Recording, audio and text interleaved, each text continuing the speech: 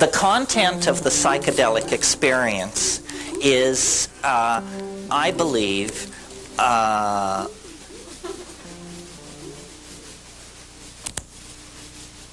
relating to that is the sum total of our humanness.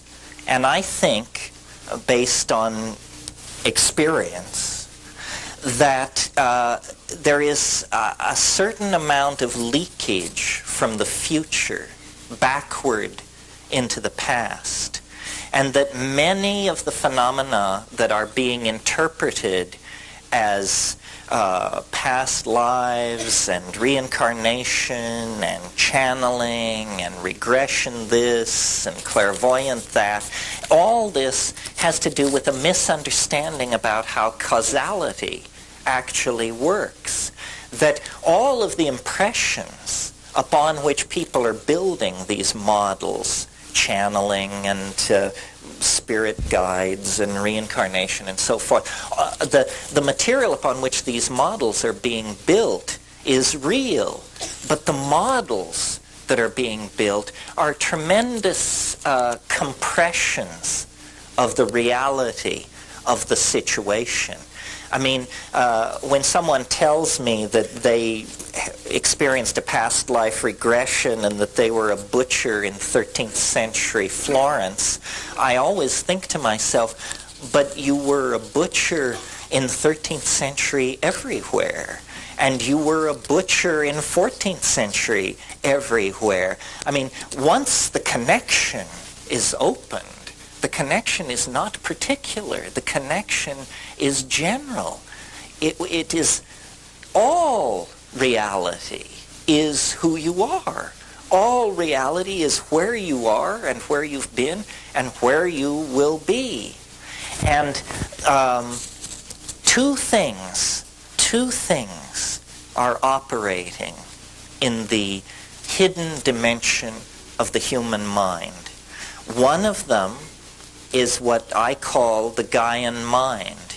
And this is being imaged in this society as the rebirth of a kind of goddess. People are realizing on different levels and at different levels of sophistication that the energy of being can be imaged as a female entelechy, an enclosing, nurturing, caring, forgiving kind of entelechy. And this is what psychedelic shamanism has always been about. It's about a connection to the Gaian mind. And this gives you, obviously, a tremendous sense of being embedded in a larger coherency than merely the coherency of your own small life. And that's very empowering. But it's not the general sense of things that this Gaian mind imparts that is really, to me, the interesting part. It's that the Gaian mind is a real mind. It has information. It can tell you things of the most specific and personally important sort. It tells you where the game has gone. It tells you who poisoned the well. It tells you who raped so-and-so. It tells you why person X is ill and unable to get well. In other words, the Gaian mind is the database that all shamans seek to connect to in the act of curing, in the act of functioning as doctors for their society. They get a connection to the Gaian mind. And again, at this point, I feel like I have to remind you, I come to this as a skeptic, as a sneerer. I mean, I have no time for this stuff unless it's real. It happens to be real. You have to take psilocybin, as far as I can tell, to encounter it, at least if you have the kind of lump and neurophysiology that I have. I mean, I've never been with the etheric crowd, you know. But this Gaian empowerment is what allowed these societies to live without technology, without modern medicine, without remote sensing devices, without any of the appurtenances of technology that we take for granted. And we have lost this connection. We can't even imagine it. If someone were to begin talking about how the earth was speaking to them and giving them messages about how to live, you instinctively can sense this is something to be very, very careful with. You give that rap to the wrong person and they'll drop a net over you and you'll find yourself stuffing envelopes for a convalescent home or something. Okay, so that's part of it, the Gaian mind. And it is this feminine, nurturing, enfolding thing. It's the mind of nature itself. It is really our own mind, but extending then away from this possessive notion of our mind back into the general concept of mind itself. And then the other pole, or the other motif encountered in this situation is trickier to envision. I call it the transcendental object at the end of time. This, if we were, you know, fanatically symmetrical model makers, then we would assign a kind of masculine value to this. But I'm not particularly into that. I just see it as the transcendental object at the end of time. But what it is it's a kind of attractor. And we're not accustomed to thinking of the historical situation as being under the influence of an attractor. We inherit our belief that history is being pushed rather than pulled. We inherit this idea from the 19th century when the theory of evolution was elaborated.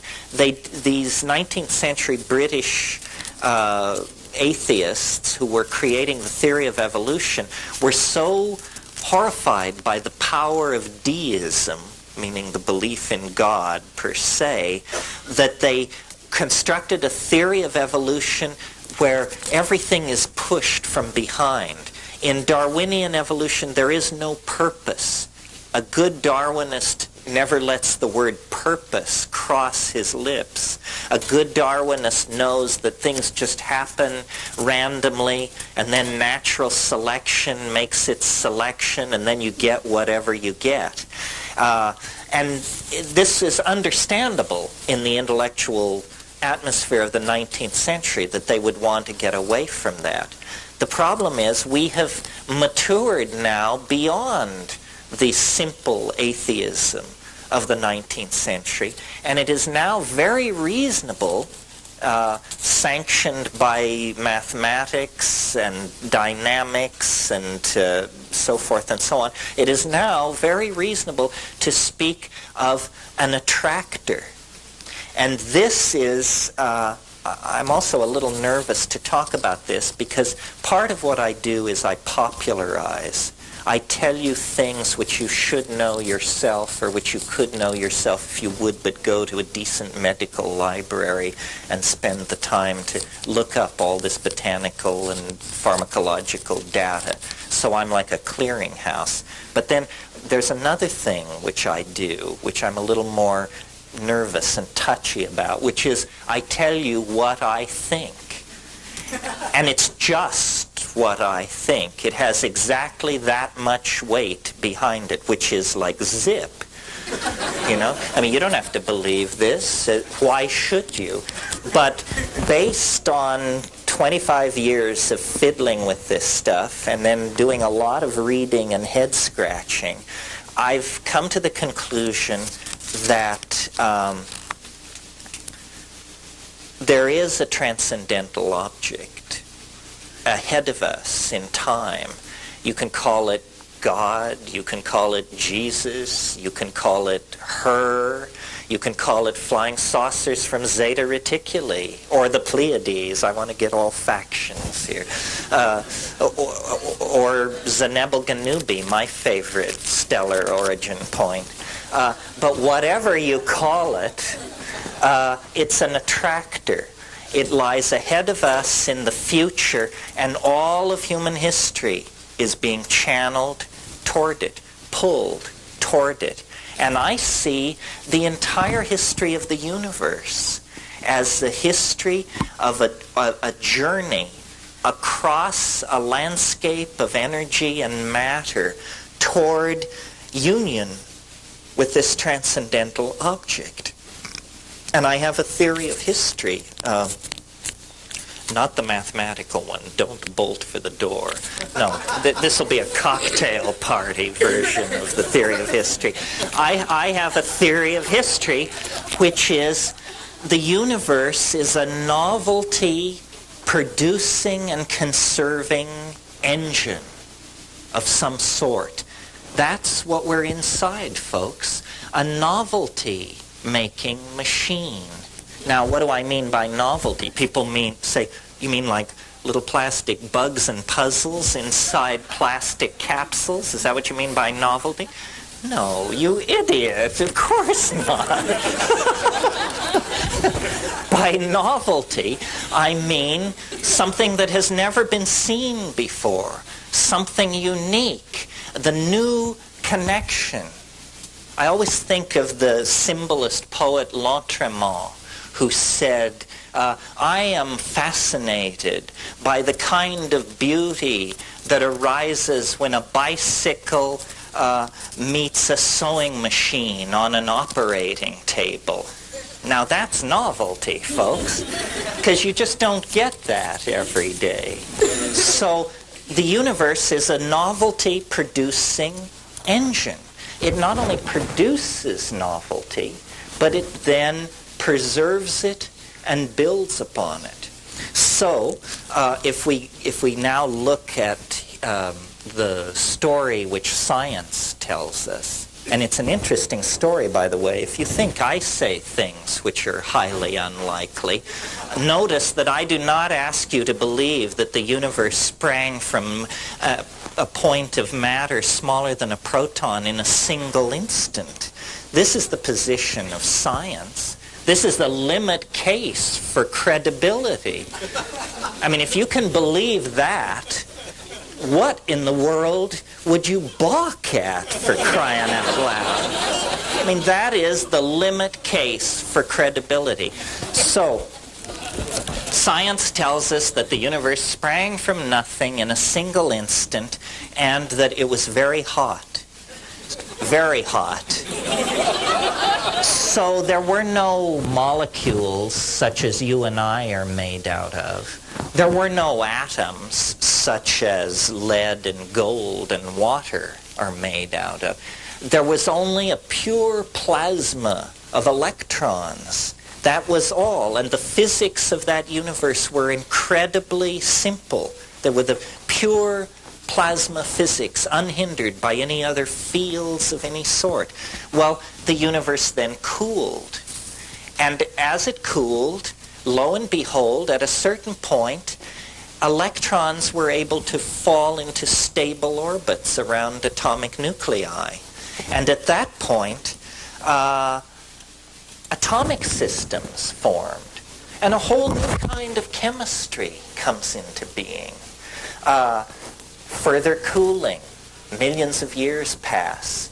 Then we get the carbon molecule cooked out of new stars. It has a 6-valent structure so that we get organic molecules. Well then, quickly, we get long-chain polymers. Very quickly then, long-chain polymers that can copy themselves. And then that becomes primitive life. And at that point, you then get complex life. And then sexuality, meaning gene mixing, as opposed to the previous thing, which was vegetative, like making cuttings from plants. Well, do you see what's happening? At each successive stage, the previous level of complexity is not only retained, but used to build upon toward the next level of complexity. Well, the wonderful thing about this cosmology is that instead of human beings being like mute witnesses to the grandeur of Jehovah's creation or some kind of trip like that, instead you discover, human beings are important. We are more novel than anything else in nature. And we 20th century human beings are more novel, more interconnected, more complex, and in possession of more and different kinds of knowledge than most of the people who preceded us. So this growing toward complexity seems to be what the universe is all about. Now, it doesn't go on for hundreds of millions of years into the future, because as you can see, each successive stage has proceeded more quickly than the stage before it. So now we are in what I call the short epochs. We are in periods of time where more change goes on in a 10-year period than went on in a million-year period near the birth of the universe. We are living in the complex, novel end of things. And that complexity and that novelty, which we experience as tremendous stress in our lives, ushers into the transcendental object at the end of time, not that far in the future. And we, as psychedelic people, have an obligation upon ourselves to anticipate and to help realize this future. It is upon us. Every messiah, every religious ontology, every manager of every booth at this exhibit is reflecting a distorted scintilla of the spiritual reality of the transcendental object at the end of time. Every one of us is a particularized and distorted image of this transcendental object into which we are being dissolved, into which global culture is being dissolved. So,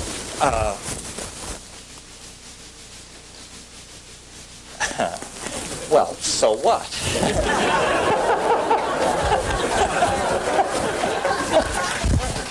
So we can cut into this cycle at any point.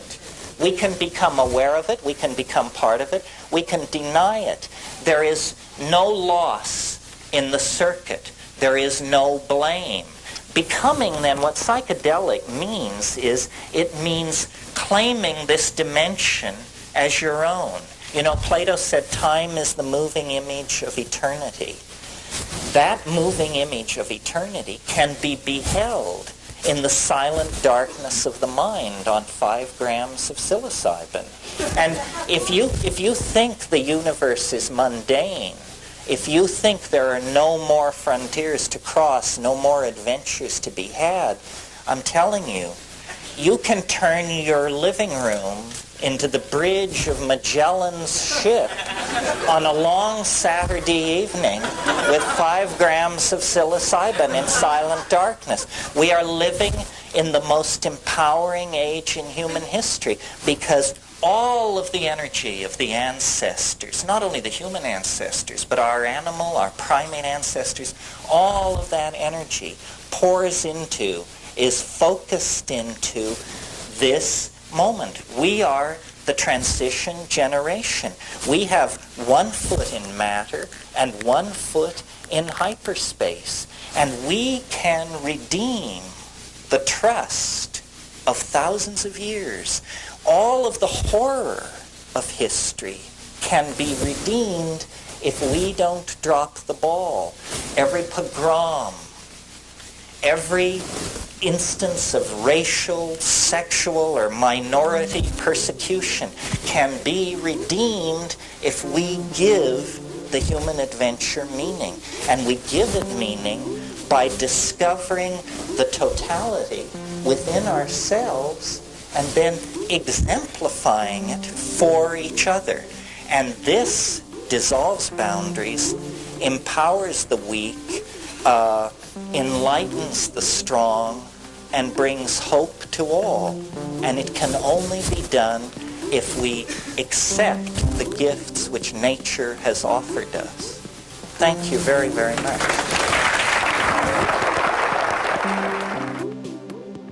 Hey there, thanks for listening. Wizards of Word is a passion project of mine, and every like, comment, and subscribe really helps the channel out. If you enjoyed this video or get something from it, please consider smashing that like button or giving a subscribe. I'd really appreciate it. Thanks.